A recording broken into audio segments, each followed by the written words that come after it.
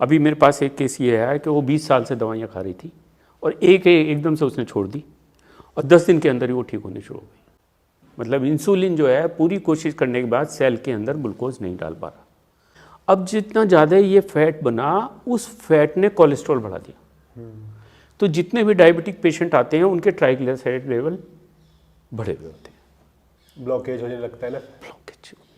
अब जब triglyceride level बढ़ गया तो वो कहेगा अरे तुम्हें तो डायबिटीज़ भी और कोलेस्ट्रॉल भी बढ़ गया तुम्हारा जी। इधर तो इंसुलिन देने के बाद में उसका फैटी लिवर शुरुआत हो गया, उसका ओबेसिटी शुरू हो गई, उसकी दुनिया भर की और सिम्टम शुरू हो गए। डॉक्टर ये नहीं देख रहा कि इसको सिम्टम क्या है। पेशेंट को पूछता है भाई तुम्हारी क्या तबीयत खराब है? नहीं सर मैं ऐसा ऐसा। उसकी कोई मतलब नहीं है, शुगर लेवल बढ़ा हुआ है, इसको कम करो। वो कह रहा है मेरे को ये दर्द हो रहा है, मैं सांस फूल रहा है, मैं मोटा हो गया हूँ, मैं भारी हो गया हूँ, मेरी एनर्जी लेवल कम हो गया। नहीं नहीं ये शुगर बढ़ा हुआ है। अब यहाँ उल्टा ट्रीटमेंट हो रहा है। का इन्होंने कहा कि ये सारा का सारा एक बहुत बड़ा षड्यंत्र है दवाइयों को बेचने का। नमस्कार दोस्तों, मैं हूं Himanshu Bhatt. The health show में आज हम डायबिटीज़ के बारे में बात करेंगे कि कैसे आप अपनी डाइट से डायबिटीज़ को रिवर्स कर सकते हैं। क्योंकि डायबिटीज़ में दवाइयों से ज़्यादा आपकी डाइट का, आपके खान पान का अहम रोल होता है। इसलिए आज हम डॉक्टर विजय वर्मा से जानेंगे कि कैसे, कब कब, क्या क्या और कितना खाया जाए कि बिना दवाइयों के आपकी डायबिटीज़ कंट्रोल हो जाए, और कोशिश करेंगे कि वो रिवर्स भी हो जाए। सर आपको मेरा प्रणाम। थैंक यू, धन्यवाद, शुक्रिया। इससे पहले शुरू करो, एक रहीमन का एक उनका दोहा है कि एक ही साधे सब सधे, सब साधे सब जाए, रहीमन मूली सींचिए, फूले फले अधाए। मतलब एक को साथ कर लो तो सब सज जाएंगे। हाँ। और सबको अगर हम साथ करने चलते हैं तो क्या होता है? कुछ नहीं सत्ता। कुछ नहीं सकता। रहीमन मूली सींचिए मतलब उसकी जड़ में ही पानी दे देंगे तो उसमें फूल भी आ जाएंगे, फल भी आ जाएंगे और सब कुछ हमें मिल जाएगा। और हर बीमारी की जड़ हमारा खान पान ही तो है। पान है।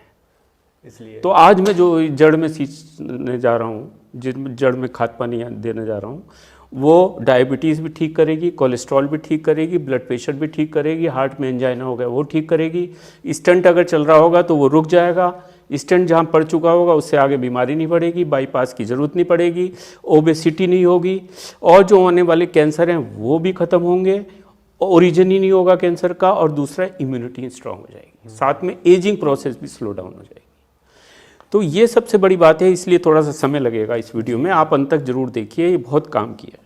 और ज़रूर इस पर क्वेश्चन मार्क कीजिए और सोचिए कि क्या मैं गलत कह रहा हूँ या सही कह रहा हूँ।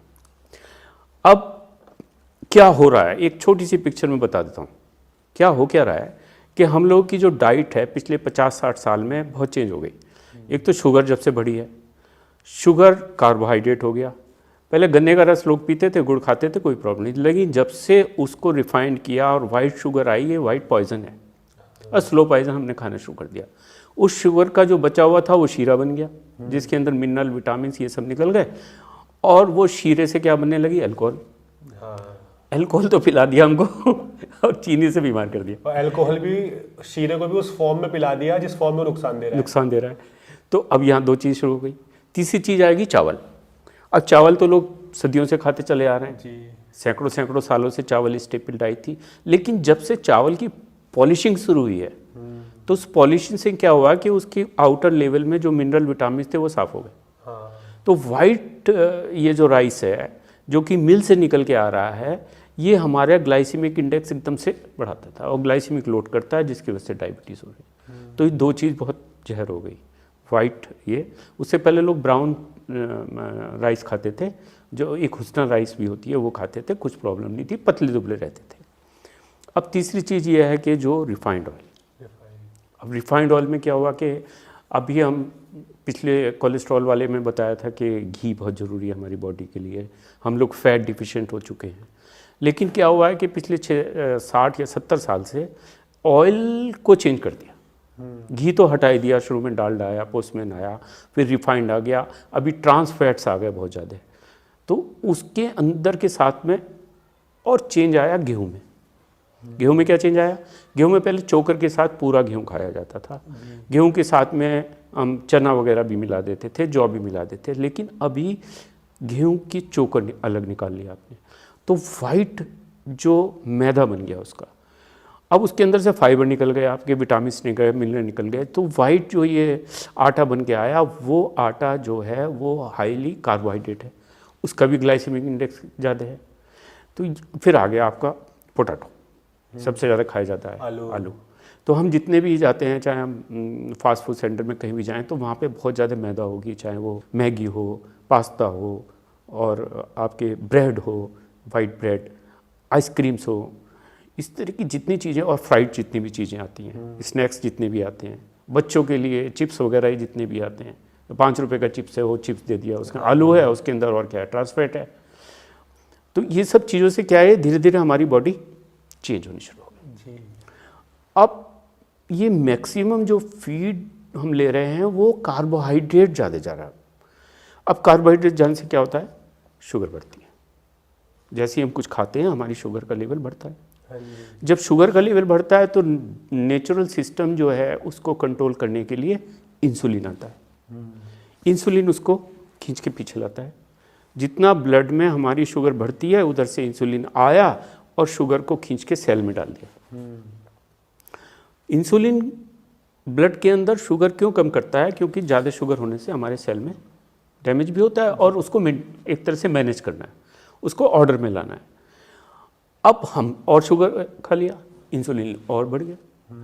एक समय ऐसा आता है कि इंसुलिन कितना ही बढ़ जाए और वो रेजिस्टेंट हो गया, मतलब इंसुलिन जो है पूरी कोशिश करने के बाद सेल के अंदर ग्लूकोज नहीं डाल पा रहा, तब हम कहते हैं इसको डायबिटीज़ हो गई। ये डायबिटीज़ टाइप 1 नहीं है, टाइप 2 है। हमेशा एक डिस्टिंक्ट करेंगे, टाइप 1 नहीं। टाइप 1 के लिए मैं अलग से बनाऊंगा। अभी हम इन सारी चीज़ों को लेते हैं। टाइप 2 डायबिटीज़ के साथ cholesterol, blood pressure, angina, obesity, cancer, immunity, इनको लेकिन हम जो डाइट बताएंगे वो टाइप 1 वाले भी खा सकते हैं। हाँ, यस खा सकते हैं, लेकिन उसके लिए अलग से बताता हूँ। अब जब आपने कार्बोहाइड्रेट खूब खा रहे हैं, हम सुबह दोपहर शाम कभी नाश्ता कर लिया, दोपहर में खाने में आ गया, मिठाई खा ली, आइसक्रीम पार्लर चले गए, 2-2 3-3 आइसक्रीम खा ली। अब क्या हुआ है कि इंसुलिन लेवल बढ़ना शुरू हो गया, इंसुलिन रेजिस्टेंस आ गया। अब ब्लड के अंदर तो खूब इंसुलिन घूम रही है जी। डॉक्टर के पास गया, उसने इंसुलिन तो बहुत बढ़ गई तुम्हारा तो ब्लड शुगर बहुत बढ़ गया। वहाँ पे इंसुलिन उसने जांच नहीं कराई, लेकिन ब्लड शुगर देख रहा हो। वो जो प्रॉब्लम सॉल्व कर रहा है वो ब्लड शुगर को कम करने की कर रहा है, जबकि इससे हो रहा है उल्टा। उसके लिए वो ज़्यादा दवाइयाँ देगा, मेटफॉर्मिन दे देगा जो डायबिटीज़ को कम करने के लिए, इंसुलिन दे देगा। अब वो क्या करेगा, इंसुलिन हमारे सेल्स के अंदर और पहुंचा देगा शुगर को। अब इतने जब शुगर का बर्डन हो गया तो हमारा लीवर क्या करेगा, फिर उसको कंट्रोल करने की कोशिश करेगा। तो लीवर उस ग्लूकोज को फैटी लीवर में बदल देता है, ग्लाइकोजन खूब जमा होता है। वो ग्लाइकोजन कहाँ जमा होगा, हमारे लीवर। तो पहली चीज़ हो गई शुरुआत फैटी लीवर से। अच्छा, जब हम ज़्यादा इंसुलिन लेते रहेंगे तो हम शुगर ज़्यादा बनेगी, फिर वो फैटी लीवर भी हो जाएगा। फैटी लीवर, तो पहली शुरुआत वहाँ से हो गई बीमारी की। अब ये ठीक है, हमने माना चलो भैया डायबिटीज़ हो गई, हमें जैसे पढ़ाया गया था अभी पहले, और हमने उसको इंसुलिन दे दिया। अब इंसुलिन देने के बाद हमने दिखा दिया तेरे को थोड़ा कम हो गया है, लेकिन पेशेंट तो ठीक नहीं हुआ। नहीं, पेशेंट के तो दूसरी डिजीज़ प्रॉब्लम हो गई। अब क्या हुआ, अब जितना ज़्यादा ये फैट बना, उस फैट ने कोलेस्ट्रॉल बढ़ा दिया। तो जितने भी डायबिटिक पेशेंट आते हैं उनके ट्राइग्लिसराइड लेवल बढ़े हुए होते हैं, ब्लॉकेज होने लगता है ना। ब्लॉकेज। अब जब ट्राइग्लिसराइड लेवल बढ़ गया तो वो कहेगा अरे तुम्हें तो डायबिटीज़ भी और कोलेस्ट्रॉल भी बढ़ गया तुम्हारा। और जब कोलेस्ट्रॉल वो डायबिटीज़ बढ़ा हुआ है, ट्राइग्लिसराइड बढ़ा है, कोलेस्ट्रॉल बढ़ा है, तो फिर हार्ट की प्रॉब्लम भी हो जाएगी। हार्ट की प्रॉब्लम। और उसने कहा अब क्या करो, अब तुम स्टेटिन ले दो, कोलेस्ट्रॉल को लोअर करने की दवाई दे दो। इधर तो इंसुलिन देने के बाद में उसका फैटी लिवर शुरुआत हो गया, उसका ओबेसिटी शुरू हो गई, उसकी दुनिया भर की और सिम्टम शुरू हो गए। डॉक्टर ये नहीं देख रहा कि इसको सिम्टम क्या है, पेशेंट को पूछता है भाई तुम्हारी क्या तबीयत खराब है, नहीं सर मैं ऐसा ऐसा, उसकी कोई मतलब नहीं है, शुगर लेवल बढ़ा हुआ है, इसको कम करो। वो कह रहा है मेरे को ये दर्द हो रहा है, मैं सांस फूल रहा है, मैं मोटा हो गया हूँ, मैं भारी हो गया हूँ, मेरी एनर्जी लेवल कम हो गया, नहीं ये शुगर बढ़ा हुआ है। अब यहाँ उल्टा ट्रीटमेंट हो रहा है, क्योंकि इंटरनल ऑर्गन में क्या प्रॉब्लम हो तो जाएगी नहीं। पेशेंट कहेगा कि मैं हैप्पी हूँ, हेल्दी हूँ, मेरे को सिम्टम फ्री हो गया, तभी तो मैं मानूंगा कि वो डिजीज़ फ्री हो रहा है। ब्लड शुगर लो लेवल होना ही कोई ठीक होना नहीं है। अब आया कोलेस्ट्रॉल अब बढ़ गया, उसने कहा कोलेस्ट्रॉल को कम करो। उसके लिए आ गए नए नए स्टेटिन्स, बहुत तरह के स्टेटिन्स है, मैं नाम बता दूंगा बाद। अब ये स्टेटिन क्या करेंगे, कोलेस्ट्रॉल को कम करने की कोशिश करेंगे। अब कोलेस्ट्रॉल हमारी बॉडी के लिए इतना इंपॉर्टेंट है कि 90 to 95% कोलेस्ट्रॉल हमारी बॉडी बनाती है। कमाल की बात यह है, अब जब बॉडी बनाती कोलेस्ट्रॉल है तो आप जब शुगर ज़्यादा दे दिया तो उसने वो कोलेस्ट्रॉल बना रहा है, वो उसकी क्या गलती है? वो बीमार कैसे करेगा? वो बीमार नहीं करेगा क्योंकि वो हमारा बॉडी का खुद का प्रोडक्शन हो रहा है। अब मेन कोलेस्ट्रॉल हमारा हेड है, हमारे अंदर जो ब्रेन है, हमारा सारा का सारा नर्वस सिस्टम है। और आपको जान के ताज्जुब होगा कि हमारा जो ब्रेन है वो अपने आप को क्लोज करके रखता है, वो अपना कोलेस्ट्रॉल खुद बनाता है, बाहर से नहीं लेता। और बाकी लीवर बनाता है। दूसरे जितने टिश्यूज़ हैं वो लीवर से बनाया हुआ कोलेस्ट्रॉल को लाइपोप्रोटीन्स में, जिसको हम कहते हैं ना एलडीएल, हाई डेंसिटी लिपिड्स, तो ये लाइपोप्रोटीन्स होती हैं। तो लिपिड्स के साथ में ये प्रोटीन जब जुड़ जाती हैं, प्रोटीन उसको ले जाने लाने का काम करती है। इसको हम 3-4 तरह के, और ये ट्राइग्लिसराइड। अब ट्राइग्लिसराइड बहुत इंपॉर्टेंट होता है क्योंकि हमारी बॉडी शुगर से एनर्जी नहीं लेती है, हमारी बॉडी ट्राइग्लिसराइड से एनर्जी लेती है। अच्छा। हाँ, और बॉडी को एनर्जी, अभी हम बात कर रहे हैं एनर्जी, चलने फिरने में भी एनर्जी चाहिए, काम करने में जैसे उठते हैं एनर्जी चाहिए, रात को सोते हुए भी एनर्जी, लेकिन वो एनर्जी 95% ट्राइग्लिसराइड आती है। अच्छा। शुगर से नहीं आती। सिर्फ एक ही ऑर्गन है ब्रेन जो शुगर को इस्तेमाल करता है, और उसको भी अगर हम फास्टिंग करते हैं, फैट ज़्यादा देते हैं और फास्टिंग, फैट एंड फास्टिंग, तब क्या होता है, वो कीटोजेनिक डाइट जिसको कहते हैं, तो कीटोन्स बढ़ते हैं, तो वो कीटोन ब्रेन के लिए काम करते हैं। इसलिए जो स्टार्विंग करते हैं, आपने देखा होगा, यहाँ मातृ सदन में बैठे हैं, गंगा के लिए यहाँ इतने अनशन हुए, पीछे गंगा बह रही है, और इस ऋषि आश्रम में बड़े बड़े अनशन आपने देखे हैं। 2 लोगों को आपने देखा ही है कि उनके प्राण भी चले गए, स्वामी सानंद, प्रोफेसर GD अग्रवाल 2017 में, और स्वामी निगमानंद जो यंग थे। आपने देखा कि ये लोग 50 दिन हो गए, 60 दिन हो गए, लेकिन इनके माइंड में तो क्लैरिटी रही, वो लोग कंफ्यूज तो नहीं हुए, वो बेहोश भी नहीं हुए, वो कोमा में नहीं गए, क्योंकि उनकी बॉडीज़ में कीटोन बन रहे थे और वो कीटोन ब्रेन के लिए काम कर रहे थे। तो फास्टिंग से कभी भी ब्रेन का नुकसान नहीं हुआ क्योंकि वो कीटोन्स उसकी बॉडी के लिए बहुत अच्छे थे। लेकिन फास्टिंग सही तरीके से हो तो बात अलग है, वो तो फास्टिंग में हम बाद में जाएंगे। लेकिन क्या हुआ, उसमें तो कार्बोहाइड्रेट नहीं जा रहे, उसकी बॉडी का खुद का जो फैट था वो कंज्यूम हो रहा था। जब हम फास्ट करते हैं तो हमारी बॉडी का फैट कंज्यूम होने लगता है, भाई कहीं से तो एनर्जी आएगी, तो फैट निकलने लगता है, फैट ट्राइग्लिसराइड में टूटता है, वो हमारी एनर्जी में काम करता है, उसकी जो कीटोन्स बनते हैं वो हमारे ब्रेन में इस्तेमाल होते हैं। ये नॉर्मल एक प्रक्रिया चलती है। अब जब शुगर का लेवल बढ़ गया, इंसुलिन का लेवल बढ़ गया और इंसुलिन रेजिस्टेंट हो गया, अब हमने इंसुलिन दे दी, मेटफॉर्मिन दे दी, इसने क्या कर दिया, ओबेसिटी कर दी, मोटे हो गए। अब मोटे होने के लिए आपका कोलेस्ट्रॉल बढ़ गया, अब कोलेस्ट्रॉल को कम करने के लिए हमने स्टेटिन्स देना शुरू कर दिया। तो ये पूरा का पूरा प्रोसेस ऐसा हो गया कि जैसे गुब्बारा नहीं होता भरा हुआ हवा से, वो हवा का गुब्बारा पूरे के पूरे बीमारियां उसमें भरी हुई हैं, कोलेस्ट्रॉल भी है, ये भी है, वो भी है। हमने एक तरफ इंसुलिन दी, एक तरफ दबा दिया, तो वो हवा तो नहीं निकली ना, हवा दूसरी तरफ पुश हो गई, उधर से उसने कोलेस्ट्रॉल बढ़ गया, इधर से दबा दे जी। तो वो हवा उधर की, तो गुब्बारे की जो हवा है वो तो उतनी रही, लेकिन हम दवाई से इधर खिसका रहे हैं, इधर खिसका रहे हैं, उधर खिसका रहे हैं, लेकिन उसके अंदर की हवा वहीं की वहीं है, उसका वॉल्यूम वहीं का वहीं है। आपने यहाँ दबाया, इधर से निकला है, इधर दबाया, इधर से निकला है। तो जो उसके सिम्टम्स थे, जो उसकी बीमारी थी, जो उसकी पैथोलॉजी थी, वो वहीं की वहीं है। अब ये डाइट क्या करेगी, डाइट इसको क्या करेगी, उसका जो मुंह है ना वो खोल देगी और हवा सारी निकाल देगी, सारे सिम्टम्स खत्म हो जाएंगे। यही रीज़न है कि किसी इंसान को डायबिटीज़ भी होती है, कोलेस्ट्रॉल भी, ट्राइग्लिसराइड भी, हार्ट भी, बीपी भी, अर्थराइटिस, थायराइड, लीवर फैटी, सब हो जाता है इसी वजह से। इस वजह से होता है, और इसीलिए ये सारे मैंने नाम लिए हैं कि एक ही डाइट इन सबको ठीक कर देगी। हाँ जी। अब मेरा कि जो मैं कह रहा हूँ, लोग कहेंगे लो जी आप तो कोलेस्ट्रॉल को ख़राब बता रहे हो जी कि साहब ये बढ़ गया तो ये अच्छी बात है, घट गया और या इसको कर रहे हो। तो इसके पीछे जो मेरा आधार है, हम रिसर्च में हैं, हम मेडिकल प्रैक्टिस में भी हैं, रिसर्च में हूँ, और मैं एक एलोपैथिक डॉक्टर हूँ जी, चाइल्ड स्पेसिस्ट हूँ।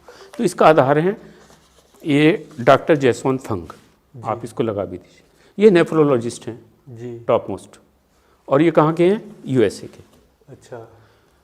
दूसरे डाइट के ये हैं डॉक्टर खादरवली, इनको मिलेट मैन भी कहा गया है। अच्छा, मिलेट मैन ऑफ इंडिया। हाँ, इन्होंने पूरा डाइट को बदल दिया। ये डॉक्टर नादर अली है, ये टॉप मोस्ट कार्डियोलॉजिस्ट हैं। 37 ईयर्स की इनकी प्रैक्टिस है और इन्होंने पता नहीं कितने स्टंट डाले अपनी लाइफ में, कितनी बाईपास सर्जरी करी है। अब इन डॉक्टर नादिर अली ने बाईपास सर्जरी स्टंट के लिए मना करते हैं। स्टैटिन के बारे में बताते हैं कि कितना खतरनाक है जो हम दवाइयाँ खा रहे हैं। और ये डॉक्टर असीम मल्होत्रा हैं, ये लंदन के हैं, he is a top most cardiologist. तो ये इन्होंने क्या किया, इन्होंने पूरा का पूरा ये खोद के रख दिया कि हमारी जो रिसर्च है उसमें कितनी गड़बड़ी हो रही है। हमारे को कोलेस्ट्रॉल का इतना हवा बना दिया और स्टेटिन्स दवाइयाँ जो बहुत सारी हैं, जिसका नाम एट्रोवेस्टिन है, हर एक के पर्चे में लिखा होगा जो खा रहे होंगे, वो एट्रोवेस्टिन, प्रोवेस्टिन, फ्लूवेस्टिन, रेजोवेस्टिन, सिनोवेस्टिन, ये सारी जो स्टेटिन्स हैं उनका इन्होंने कहा कि ये सारा का सारा एक बहुत बड़ा षड्यंत्र है दवाइयों को बेचने का। असीम मल्होत्रा के बारे में आप देख लीजिए, ऑल ओवर वर्ल्ड में अभी इस आदमी की चर्चा है। And he is a cardiologist. कहाँ है? लंदन में। तो पूरे इंटरनेशनल लेवल पे जो टॉप मोस्ट अभी इस रिसर्च वाले लोग हैं वो कह रहे हैं कि हमको अब इस सिस्टम को चेंज करना पड़ेगा, हमको अब डाइट पे आना पड़ेगा, हमको अब नेचुरल की तरफ से बढ़ना पड़ेगा। तो ये तो रही आज की सीनरी कि हम लोग कितने तड़फ रहे हैं और एक जाल में फंस गए हम लोग, और उस जाल से हम निकल नहीं पा रहे हैं। अब हम कैसे करेंगे और क्या करेंगे? हाँ, मेन तो ये है। हाँ। वैसे अब लोग ये भी सोच रहे होंगे ना कि हमने इतना लंबा ये क्यों समझाया, तो और कई लोग ये भी कहते हैं कि वीडियो बड़ी हो जाती है छोटी। तो आपको मैं अलग से कहना चाहूँगा कि हेल्थ में ना कोई शॉर्टकट नहीं है। आज की दुनिया हेल्थ के सेक्टर में भी शॉर्टकट चाहती है, जल्दी डिजीज फ्री हो जाना चाहती है, जल्दी हेल्दी हो जाना चाहती है, और इसी शॉर्टकट के चक्कर में वो बीमार हो रहे हैं। इसलिए मैं कह रहा हूँ कि अगर आपको हेल्थ में अवेयरनेस चाहिए, प्रॉपर नॉलेज चाहिए, तो आप इस वीडियो को पूरा देखिएगा एंड तक, क्योंकि अब आपको बताई जाएगी कि आपको क्या खाना है। क्योंकि पहले प्रॉब्लम बताई जाती है, फिर सॉल्यूशन बताए जाते हैं जी। अब उसका सलूशन मैं आपको लेके आ रहा हूँ कि मेरे से कंसल्टेशन करने की ज़रूरत नहीं है, आप ये करो। हाँ, अपने आप से बहुत सारी चीज़ें नहीं करनी चाहिए, उसके लिए ज़रूर आप डॉक्टर से कंसल्ट करो। अब हम इसका सलूशन क्या देखेंगे कि सलूशन